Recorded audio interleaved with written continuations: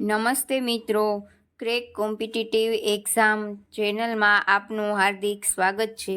અહીં આપણે શબ્દ સમૂહ માટે એક શબ્દ જોઈએ.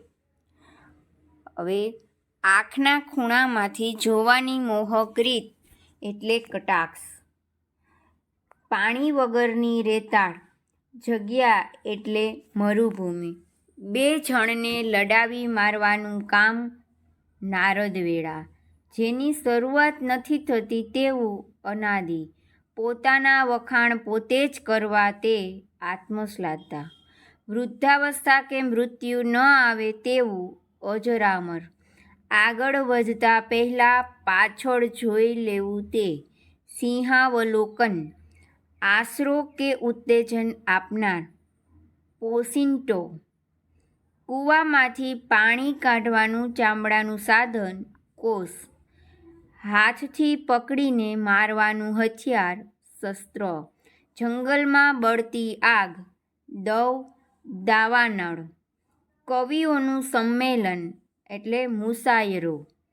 પશુ પંખીની ભાષા સમજવાની વિદ્યા કાગવિદ્યા. પહેલીવાર બાળકના વાળ ઉતારવાની ક્રિયા તે ચોલકર્મ. લોટને ચાળવાથી નીકળતો ભૂકો એટલે થૂલું. પાણી લઈ જવાને બનાવેલી નીક એટલે કાંસ. ઘાસથી બનાવેલી પથારી એટલે સાથરો. વહાણનો મુખ્ય ખલાસી એટલે ટંડેલ. નમીને ઝૂકીને સલામ કરવી તે કુર્નિશ. માથું જમીનને અડકાડીને કરાતું નમન એટલે સિજદો.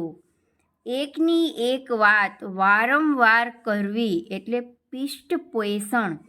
પગાર લીધા વિના સેવા ખાતર કામ કરનાર એટલે માનાહર. મૂલ્ય આપ્યા વિના જોવા લીધેલ માલ એટલે જાંગડ.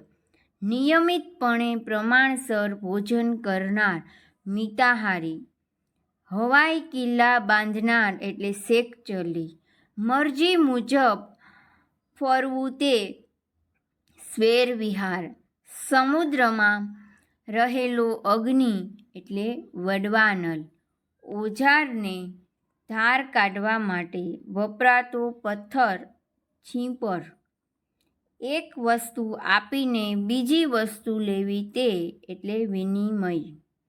ભોજન પછી ડાબે પડખે સૂવું તે એટલે વામકુક્ષી.